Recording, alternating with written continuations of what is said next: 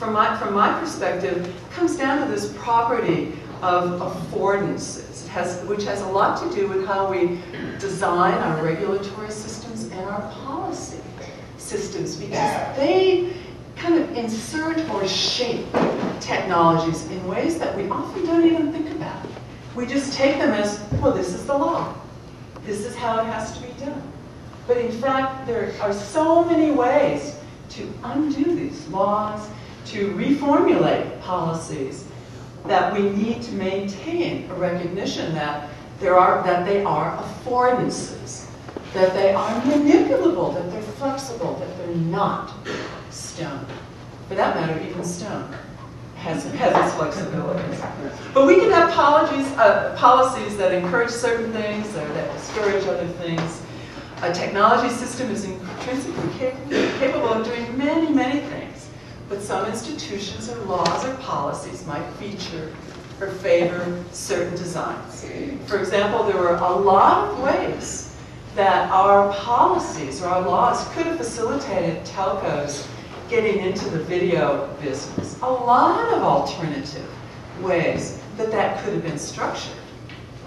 IPv networks have a lot to recommend themselves. They're very economical, they're flexible, they represent certain ways of doing things that could be really good for the companies and for society. But the design of, in Texas, SB 5 certainly mitigates against certain uses and certain ways of doing things. That cable access is controlled by cities, for example, rather than by other entities. There's nothing natural about that. And that, I would remind you, is something that could be changed. These things can be changed. They can be rolled back. Various laws or policies are often passed off on us as somehow related to the technologies themselves. And that simply is not the case. And that's why this idea of affordance is, to me, a really powerful idea. And it's one that I come back to all the time.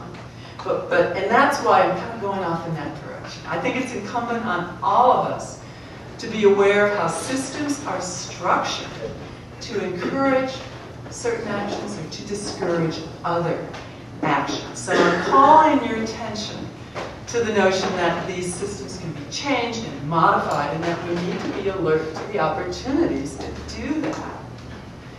And we can think squarely about two of these issues in particular that offer us some opportunities, and they've come up already: net neutrality and universal service.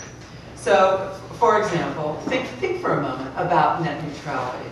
Net neutrality has to do with the fact that the deregulatory bandwagon that got rolling about 25 years ago has now brought us to an environment in which just a handful of companies control the backbone of the internet. And I have this great quote from Ed Whittaker of AT&T circa 2005 that illustrates how he thought of the internet. When he was asked the question, how concerned are you about internet upstarts like Google or MSN or Vonage or others? This is what he said, and I'm quoting: "How do you think they're going to get customers? Through a broadband pipe. Cable companies have them, we have them. Now what they would like us to do is use my pipes free. But I ain't going to let them do that, because we've spent this capital and we're going to have a return on it. So there's going to have to be some mechanism for these people who use these pipes to pay for the portion they're using. Why should they be allowed to use my pipes? My pipes. The internet can't be free in that sense, because we and the cable companies have made an investment, and for Google or Yahoo or Vonage or anybody to expect to use these pipes for free is nuts." End quote. His vision of the network was that it was property. AT&T's property specifically, but property. And most users, I think a lot of the people in this room, think of it rather differently. But to the extent that that property framework, that the technology as property is something that you can own and have complete control over, is something that we as a society haven't really arrived at in a consensus fashion. And I would submit that it's still open. It's still an open question. But it won't be open unless somebody hears from people like us about that. How the internet is framed here carries it along one particular path, so it's absolutely incumbent on us to redefine these policies and to try to create an alternative structure, an alternative language, an alternative discourse at minimum. Charles Benton used the phrase universal service earlier. So let me talk very quickly about that in the context of developing this idea of affordances. Since the 1930s, the idea of universal service had a role in our telephone policy, and back then, getting on to, gosh, 80 years ago, it meant comparable rates for comparable services throughout the United States. Well, again, when deregulation occurred in the 1980s, that idea had to change, and AT&T reshaped it. They reshaped it and really made the notion, the word subsidy, into something that was forbidden, into a dirty term, a dirty word, as it were.